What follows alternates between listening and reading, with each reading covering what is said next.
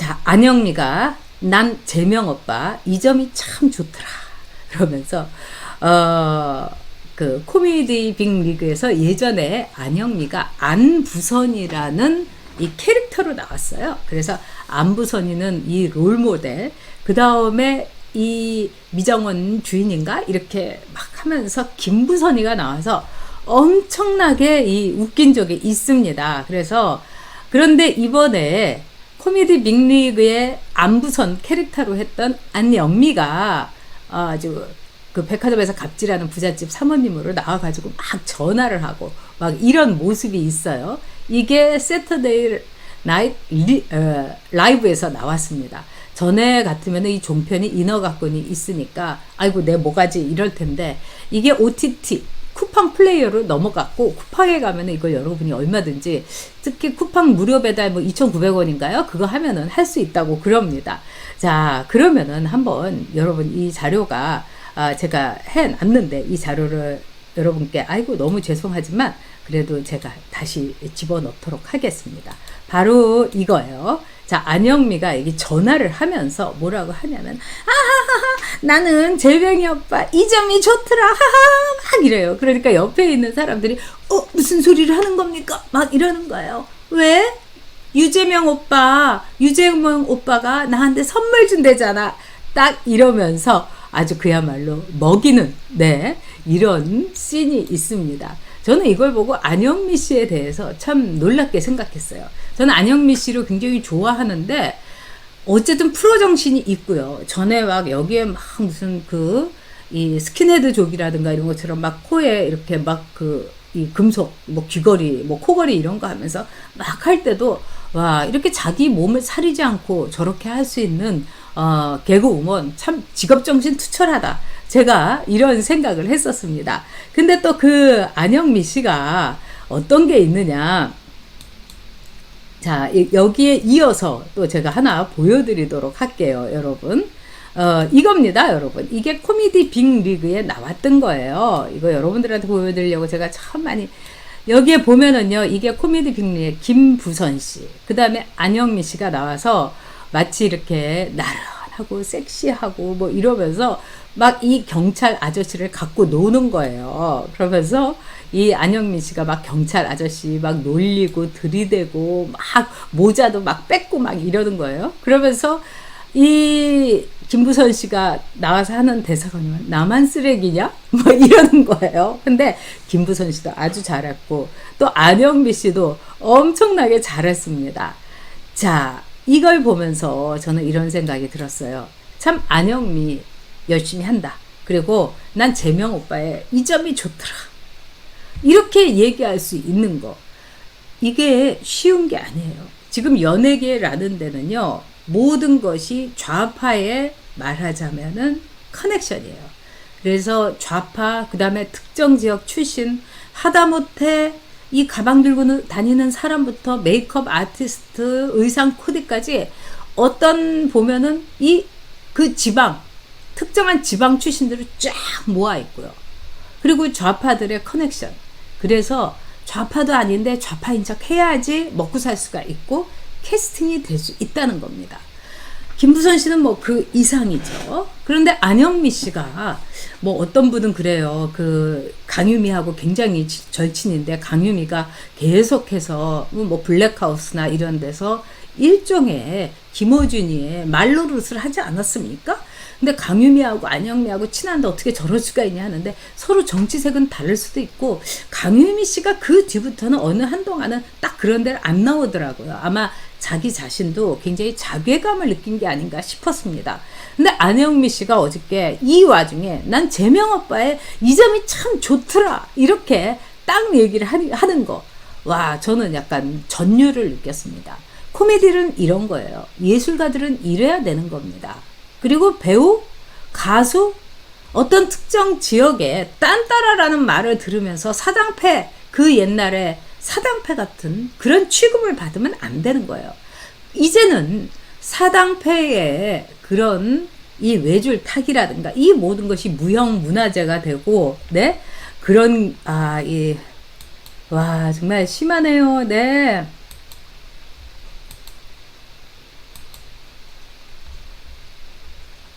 아우 정말 이 뭐 더스트 인 더 윈드라는 건 참 심하네요. 네. 너무너무 저도 이럴 때는 좀 무섭죠. 왜냐하면은 안 무섭습니다. 이런 사람이 한둘은 아니니까요. 여러분들 저기 오늘 너무 심려하지 마시기 바랍니다. 그런데 바로 그렇게 자기의 자긍심을 갖고 가야 되는 겁니다. 그래서 안영미 칭찬합니다. 그리고 뿐만 아니라 여러분도 잘 아시겠지만은 이 아수라 있잖아요. 여기에 막 비리에 연루되면서 점점 빠져드는 형사 역으로 정우성이가 나오지 않습니까? 여기서 정우성이가 박성대 나 하는 거를 그 유명하게 박근혜 나 이럽니다. 정우성이가 앞으로 어떻게 여기에 대해서 답을 할지 좀 알아봐야 되겠어요. 그리고 정우성이는 자기의 행동에 대해서 배우로서 오히려 한 인간이 아니라 한 배우로서 책임을 져야 된다. 저는 이렇게 봅니다. 자, 이렇게 안영미도 용감하고요. 다 용감합니다. 김구선 이름 말할 수 없이 용감하고요. 그럼 한번 이제 왕자에 대해서 얘기를 해보도록 하겠습니다. 자, 오늘요.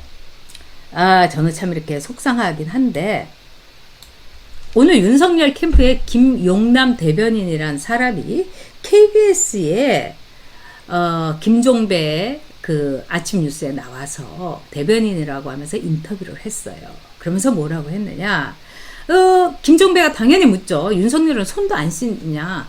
자, 5차에 왕자가 여기 있는 것까지는 뭐 그렇다 치지만 3차, 4차, 5차 어떻게 3번이나 다 이렇게 왕자가 있냐? 이렇게 얘기를 한 거예요. 그랬더니 윤석열 캠프의 이 김용남 대변인이라는 사람이 정말 한심하고 기가 막히고 그 다음에 우리 같은 지지자들을 부끄럽게 만드는 아재 개그 수준도 안 되는 아재 개그를 했어요. 뭐라고 하느냐? 윤석열 후보는 손을 씻는데 주로 손가락 위주로 씻는다. 두 번째, 왕자 너무너무 싫어해가지고 배에 왕자 볶음도 안 그리고 그 다음에 왕뚜껑 라면도 안 먹는다. 이게 여러분 윤석열 캠프의 대변인이란 사람 입에서 나온 말이에요. 얼마나 기가 막히세요. 저는 이런 사람들을 데리고 어떻게 대선을 치르겠다고 하냐 이런 생각이 듭니다. 이 김용남이란 사람은요 국회의원 한 번 했어요. 근데 이 사람이 문제의 인물입니다. 어떤 인물이냐? 검사 출신이죠. 오만하게 그지없고 자기 보좌관 조인트를 까가지고 폭행을 해가지고 보좌관 그만두고 난리 쳤던 사람이에요. 그래가지고 보도에도 막 나오고 그 보좌관의 인터뷰도 하고 그런 사람이에요. 인간 취급해서는 안 된 사람이에요. 진짜 검사 중에서 제일 핫질 검사들이 모여드는 곳이 새누리당, 뭐 한나라당, 국민의힘이다, 검사당이다. 이렇게 저 좌파 진영에서 맨날 이렇게 욕을 하고 그랬습니다. 근데 딱 맞는 거예요. 아니 어떻게 이런 얘기를 합니까? 손을 씻을 때는 손가락 위주로 씻는다? 이제는 왕뚜껑 라면도 안 먹는다? 이거 엄청나게 또 패러디가 될 거예요. 이 김용남이란 사람을 들인 것부터가 윤석열의 잘못이죠. 그리고 김용남은 일종의 법적 카르텔이에요. 김용남이 하는 변호사 사무실에 나경원도 가 있어요. 그러니까 제가 볼 때는 나경원이 자기가 지금 들어가긴 못하지만은 밀어 넣은 거예요. 김용남을 안 봐도. 그러니까 김용남은 얼마나 좋았겠습니까? 근데 이런 사람 하면 안 되는 거예요. 일단 평판이라도 알아보면 금방 끝나는 거 아닙니까? 아니 이진숙이라는 MBC의 그 대전 사장인가 이 사람은 그대로 뭐 정말 뭐 진중권이나 좌파들이 어쩌고 저쩌고 하니까 금방 자르고 이런 사람은 왜 붙이고 있는 거죠? 이거 문제 굉장히 심각합니다. 두 번째, 지금 이마빌딩에서 이 선거 사무실을 꾸리고 있는데 이게 거의 해체 수준이라는 겁니다. 그러니까 윤석열 노선은 또 저기 있는 사람 다 나가라고 하면 또 내 뒤에 뭐 칼 꽂고 이럴 테니까 이제 좋은 게 좋은 거다 하면서 거기에 있는 사람들하고는 또 상대를 안 한다는 거예요. 그러면 이 사람들이 이렇게 김용남이처럼 사고를 치는 거예요. 거기 대변인들 보세요. 문제를 더 크게 크게 만들고 있는 거예요. 왕자가 문제가 됐을 때 이웃집 할머니가 잘 되라고 왕자를 써줬다. 우리 국민들이 아크로비스타 한두 번 안 가본 사람은 있어도 이 주상복합이 얼마나 이 들어가기도 힘들고, 그리고 거의 그 층에서 엘리베이터 쓰는 사람 2가구 내지는 3가구밖에 없어요. 2가구일 거예요. 그러면 어디서 할머니들이 그럼 거기에서 기다리고 있다가 왕자를 써준다? 그런 분위기 아니에요. 그런 분위기 아니라고요. 그러면 솔직히 얘기해야죠. 뭐 예를 들어서 우리 와이프가 어떤 스님하고 친한데 그 스님이 여기다 왕자를 써주면은 뭐 좀 기가 더 난다고 했다. 그래서 우리 와이프가 써준 거라 내가 어떻게 이거 지울 수가 없었다. 우리 와이프 좀 뭐 이런다든지, 아니면 그 스님이 나한테 찾아와가지고 지금 네가 길을 펴야 된다 이러면서 해줬다든지 얘기를 제대로 했어야죠. 그런데 여기다가 그 캠프에 있는 대변인들이 제대로 막지를 못해서 웬 할머니들 얘기를 꺼내지 않는가 하면은 뭐 그런 거에 신경을 못 썼다, 뭐 지워지질 않았다. 아니, 요새 왜 안 지워져요, 여러분? 이거 퐁퐁으로 이렇게 하면 금방 다 지워져요. 그리고 저야말로 굉장히 많은 뭐 잉크라든가 이런 걸 해서 이렇게 방송 끝나고 나면 여기에 막 잉크 같은 거 많아요. 그래도 딱 한 번 씻고 나면 싹 지워져요. 그러니까 잔재주 부리지 말고 조그만 거짓말 해갖고 큰 거짓말장이라는 말 듣지 않고 국민들에게 뭐든지 솔직해야 되는 거예요.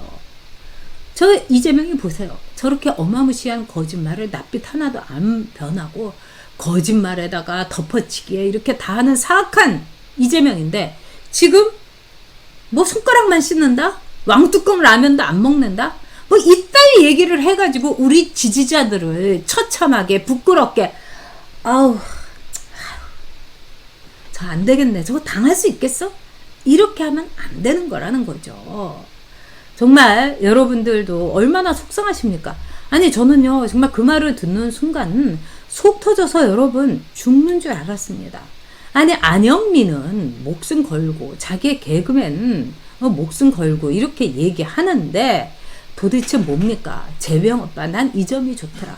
그리고 이 마스크 팔아가지고 김부선 씨는 윤석열 후보한테 10만 원을 기부를 했어요. 김부선 씨한테 10만 원이 어떤 겁니까? 김부선 씨 먹고 살기도 힘들 정도 아닙니까? 그래서 김부선 씨가 어떤 프로그램에 출연을 했는데 안 가고 있더래요. 그러더니 그 기자한테 뭐라고 하냐. 기자님, 저녁 안 하셨어요? 그래서 안 했다고. 그러면 저 고기 좀 사주실래요? 그랬더니 정말 고기를 3인분을 그 빼짝 마른 여자가 먹더라는 거예요. 그래서 너무 가슴이 아팠다고 그럽니다. 제발 안영민 생각하고 김부선 생각해서 윤석열 캠프 정신 똑바로 차려야 됩니다. 여러분. 진짜 똑바로 차려야 돼요. 네. 아, 정말. 네, 우리 모짜르트님께서 이재명 특검 가지야, 준서가 책임져라. 송영을 하고 술 그만 먹고. 네, 모짜르트님 말씀 맞습니다. 네, 그리고요, 하느님께 전능하신 님께서 스윗 드림 등급이 내주셨어요. 우리 하느님께 전능하신 님께서 지난번에 드림 등급 대주셨는데 금방 또 스윗 등급으로 대주시고 또 후원도 해주시고 잊지 못하죠. 그리고 저도 이 하느님께 전능하신 님의 그 절절한 기도 덕분에 우리가 반드시 대권 승리한다는 거 믿고 있습니다. 네, 그리고요, 우리 서영선 님께서 또 요즘 어려우실 텐데 네, 슈퍼챗 해주셨어요. 서영선님 정말 감사드립니다. 이렇게 하면 안 되고요. 제가 볼 때는 일단 윤석열 캠프는 해체하는 게 좋겠다고 생각합니다. 이런 캠프에서 이런 대변인이라고 이름 달고 있는 사람들이 사고치는 거, 이걸 언제까지나 우리가 봐야 됩니까? 최재형 그 캠프처럼 아예 딱 캠프 해체 선언하고 최소한의 인원하고만 움직이는 게 좋습니다. 지금요, 캠프가 이마빌딩 뭐 다 우글우글 한다고 해갖고 오는 사람 해갖고 계속 무슨 특보 준다고, 이거 아니에요. 벌써 여러 번 대선을 치러본 홍준표도 굉장히 컴팩트하게 가있지 않습니까? 국회의원 겨우 2명. 거기다가 최재형, 나 홀몸으로 광야에 섰다, 이러지 않습니까? 원희룡 캠프에서 우리가 이 눈에 띄는 사람, 그 고대 이상희 교수밖에 더 있습니까? 하태경 캠프 대변인 얘기 없어요. 하태경이 직접 다 얘기하는 거예요. 근데 윤석열이 전원전체 하다가 이 왕자까지 나오고, 제발 윤석열 이래서는 안 된다고 생각합니다. 정신 똑바로 차리고요. 일단 오늘 캠프에 문제가 된 사람들 다 내보내고 캠프 해체 선언을 하지 않으면은 정말 우리들의 이 절절한 소망과 절절한 희망과 이 타오르는 갈망을 어떻게, 이거 완전히 찬물 끼얹는 거 아니겠습니까? 윤석열 정신 똑바로 차려야 되고요. 그리고 제가 이 얘기는 꼭 해야 되겠습니다. 윤석열이 김종인을 만났을 때 그 정모 의원이라고, 너무 저도 잘 알죠. 이 사람 대동하고, 그 다음에 그 정모 의원이었던 전 의원인 사람이 유명한 뭐 무슨 역술가를 데리고 왔다는데 사진까지 다 찍었더라고요. 저 그거 보고 굉장히 실망했습니다. 저도요, 태어나서 전 몇 번 봐봤고, 또 뭐 이런저런 사람들 또 여의도에서 이렇게 얽히게 되면 얘기 듣습니다. 그렇지만은 정치인은요, 자기의 선택을 해야 돼요. 여의도에 수많은 정치인들에게 붙어먹고 사는 점장이들이 있어요. 근데 제가 그 사람들을 보면서 나는 이거 끊어야 되겠다. 뭐 저는 뭐 이렇게 중독된 적도 없는데, 가끔 와가지고 또 뭐 절 같은 데 가면은요, 스님들이 또 제 거 봐주고 막 이래요. 그러면 또 그 스님 가끔 가서 좋은 소리 듣고 이러면 막 기받고 막 이러는 거죠. 그럼에도 불구하고 제가 어느 한순간 딱 끊었어요. 왜 그러냐? 의존하게 되는 거예요. 마음이 좀 안 좋으면 그 스님 한번 찾아가 볼까? 너무 저는 이제 이 전쟁을 치렀죠. 막 저를 죽이려고 하고 온갖 거에 막 그냥 한 번만 터지는 게 아니라 한 4건이 갑자기 터질 수도 있고, 그럴 때마다 제가 그 스님한테 저도 전화 걸어갖고 이거 큰일 난 것 같은데, 아닙니다, 이게 더 잘 될 겁니다, 그런 소리 듣고 제가 일어선 적도 있었어요. 하지만 거기까지만이에요. 제가 어느 날 한 1년쯤 그렇게 와서 깨달은 거예요. 이 여의도란 데가 사람을 이렇게 나약하게 만드는 데구나. 책을 많이 읽으면 인간이 나약해진다고도 하죠. 너무나 많이 알게 되는 거. 그렇지만 그 나약함은 괜찮습니다. 사력 있다는 걸 얘기하지만. 근데 점장이라든가 이런 역술이를 가까이 하게 되면 어떤 일이 여러분 있습니까? 내 의견이 없어지고 그 사람 하는 대로 따라가는 거예요. 여러분 궁금하실 거예요. 그렇게 혹독한 선거를 치러내고 잘났다고 하는 그 사람들이 왜 그렇게 점장이를 가까이 하느냐? 불안하기 때문이에요, 여러분. 불안하기 때문입니다. 왜 배우들이나 연예인들, 또 사업하는 사람들, 또 이 국회의원들, 뭐 대선 후보들, 왜 이럴까요? 불안해서 그렇습니다. 한 치 앞을 내다 못 보겠는 거예요. 그래서 자기 자신한테 뭔가 기운을 줄 사람, 잘 됩니다, 이러면 잘 될 거야, 이러고 나오는 거죠. 그래서 이 불안에 대해서 겁을 내면 점점 쪼잔해지는 거예요. 내가 내 이 한 몸 바치러 나왔다, 나 죽기 살기로 한다 까짓 거 저는 그랬어요. 죽기 아니면 살기지, 게다가 뭐 내가 뭐 잃을 게 뭐가 있어, 나 국회의원직 그거 안 하면 그만이야, 저는 이렇게 생각했어요. 그래서 제가 불안하지 않았습니다. 불안하지 않았기 때문에 용감할 수 있었습니다. 저는 윤석열 후보 모든 걸 다 내쳐야 된다고 생각해요. 캠프도 내치고, 그동안에 고맙게 해줬지만은 뭐 그 스님이나 이런 사람들도 내치고, 왕자 빡 지우고, 그 다음에 내일 토론 있죠. 저는 사과해야 된다고 봅니다. 굉장히 심려를 끼쳤다.